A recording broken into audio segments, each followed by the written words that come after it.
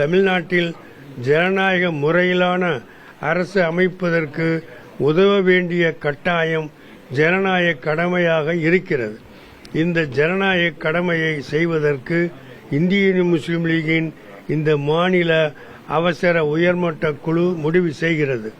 தமிழகத்தில் அரசு அமைப்பதற்கு இந்திய முஸ்லீம் லீகின் 2 உறுப்பினர்களும் நிபந்தனையற்ற ஆதரவை எல்லா வகையிலும் அளித்து துணை புரிவர் என்பதை இக்கூட்டம் தெரிவிக்கிறது.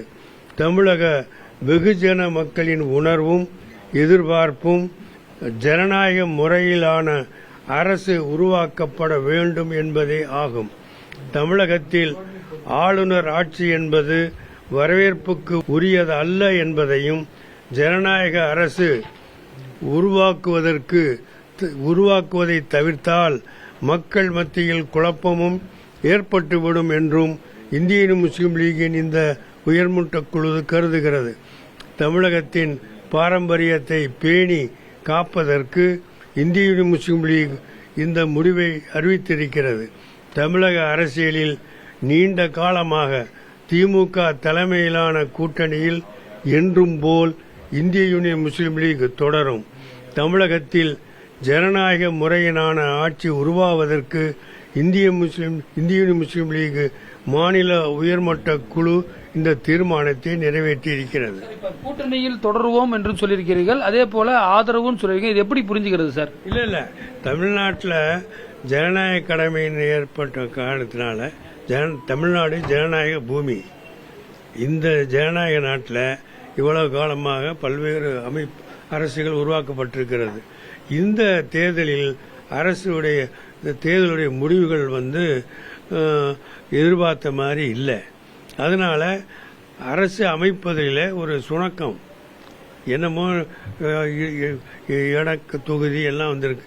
இந்த நிலையில் 108 தொகுதிகளில் தான் வென்ற பெரிய கட்சியாக இருக்குது.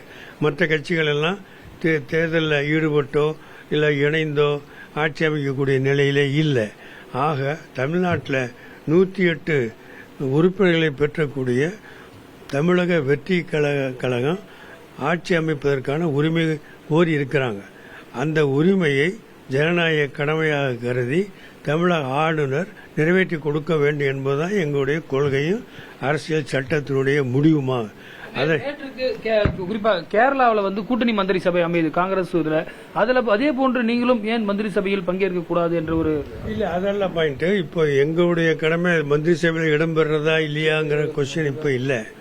இப்போ முதல் வேலை நம்ம தமிழக முன்னாள் அமைச்சர் முதல்வர் அவர்கள் ஸ்டாலின் அவர்கள் தெரிவித்தது மாதிரி தமிழக ஆளுநர் ஜனநாயக முறைப்படியான அரசு அமைப்பதற்கு எல்லா முயற்சிகளையும் செய்ய வேண்டும் என்று வேண்டுகோள் நேற்று முந்தா நாள் கொடுத்தார். அந்த வேண்டுகோளை ஏற்று திராவிட முன்னேற்ற கழக கூட்டணி இருக்கக்கூடிய ஏறத்தாழ அனைத்து கட்சிகளும் தெரிவித்திருக்கிறாங்க. அதை பின்பற்றி நாங்களும் ஆதரவை தெரிவித்திருக்கிறோம். காரணம், இப்போ தமிழ்நாட்டில் உள்ள 108 தொகுதிகளை பெற்றக்கூடிய ஒரு ஜனநாயக கட்சி ஆட்சி அமைக்கணும் என்பது ஆளுநர் சொல்லக்கூடியது ஒன்றும், ஜனநாயக கடமையாக இருப்பது மற்றும் அது இந்திய அரசியல் சாசனம் கூறக்கூடிய கட்டமும் அதான் இருக்கு. அதோட தமிழ்நாட்டில் இந்த ஆட்சி அமைக்காவிட்டா ஒரு ஜனாதிபதி ஆட்சி ஆளுநர் ஆட்சி வரும் என்று பொதுவாக சொல்லப்படுகிறது. அப்படி ஜனாதிபதி ஆட்சின்னு வந்துவிட்டால் நாட்டில் பெரிய குழப்பமும் சிரமட்ட தன்மையும் ஏற்படும். அது தமிழ்நாட்டில் உள்ள மக்கள் விரும்பாத ஒன்று.